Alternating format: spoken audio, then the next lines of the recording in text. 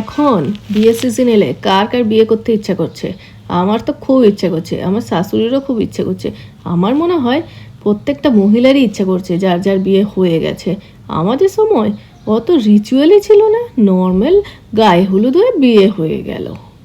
এখন সে বাঙালি হোক, বিহারি হোক, খ্রিস্টান হোক, পাঞ্জাবি হোক, কি রিচুয়াল!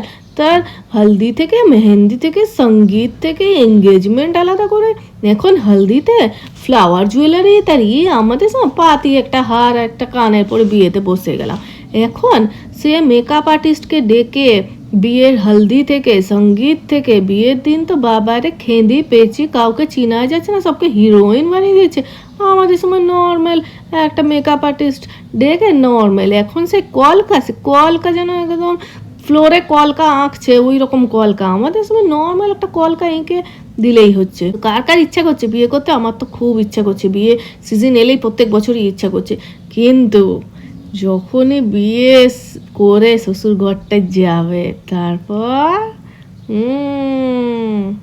জানো তো শ্বশুরবাড়ির কি মজা।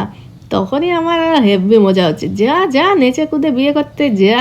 বিয়ের পর যখন শ্বশুরবাড়িটা যাবি তখন বুঝবি কি জ্বালায় পড়েছিলাম লো। এর থেকে বিয়ে না করাই ভালো। যখনই আমি আমার বিয়ের পরে শ্বশুর বাড়ির কথা ভাবছি আর ইচ্ছা করছে না বিয়ে করতে। তখন মনে হচ্ছে ভালোই হয়েছে বাবা, হয়ে গেছে একবার। আর লয়, তোমরা কারা কারা বিয়ের জন্য ইচ্ছা করছে? যখনই বিয়ে ইনভিটেশন পাবে আর তাদেরকে দেখে বিয়ে করতে ইচ্ছা করবে, শ্বশুর বাড়ির কথাগুলো ভাববে, তাহলে আর বিয়ে করতে ইচ্ছা করবে না।